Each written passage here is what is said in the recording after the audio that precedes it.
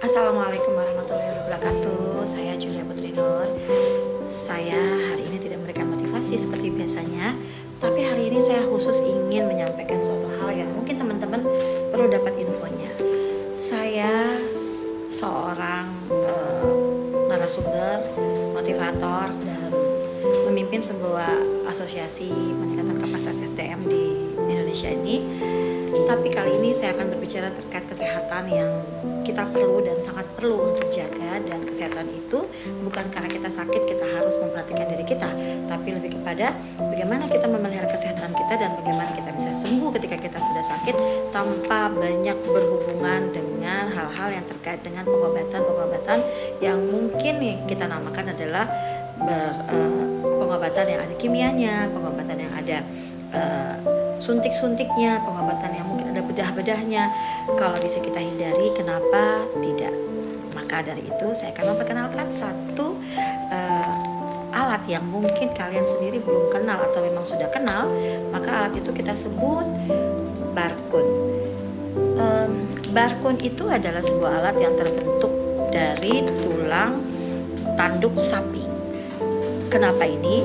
Karena di dalam khasiatnya ini begitu banyak keluar biasaan yang mungkin kita percaya tidak percaya. Kita harus meyakini Al-Quran, bahwa di dalam Quran sudah disebutkan di Al-Baqarah ayat 74 tentang bagaimana di sana tertulis sebuah kata-kata bahwa dengan memukulkan bagian terkeras dari sapi ini, itu akan mampu menyembuhkan atau menghidupkan yang mati.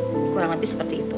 Dan barkun ini adalah bagian terkeras dari sapi, sehingga alat ini sangat ajaib, kecil seperti ini, tipis seperti ini, tapi mampu menyembuhkan segala macam penyakit. Kita membeli sekali untuk seumur hidup. Kenapa begitu? Kenapa harus dibeli? Nggak beli juga nggak apa-apa.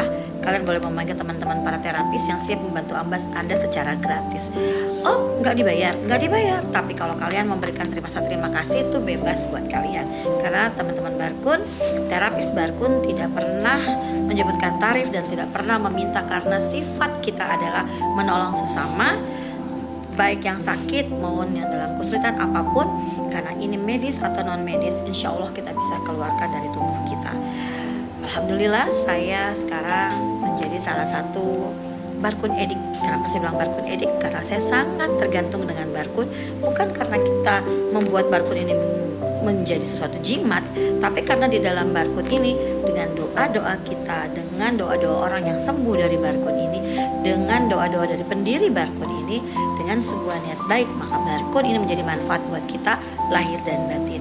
Dan jangan salah, barkun ini juga bisa menyehatkan dari sisi hal lain yang mungkin membantu kita ketika kita terpuruk secara ekonomi. Ini pun bisa membantu. Mau tahu rahasianya? Nanti bisa saya jelaskan. Yang pasti silakan menyembuhkan segala penyakit. Hubungi kami, agen-agen atau para teman-teman pemilik-pemilik barkun, untuk bisa memiliki barkun ini dengan cepat. Kenapa? Kita harus hijrah ke pola hidup yang lebih sehat, pola hidup yang tidak tergantung oleh obat-obatan, pola hidup yang bisa memandirikan diri kita sendiri untuk mengobati. Jadi tidak kita mentuhankan siapa saja, ini juga tidak.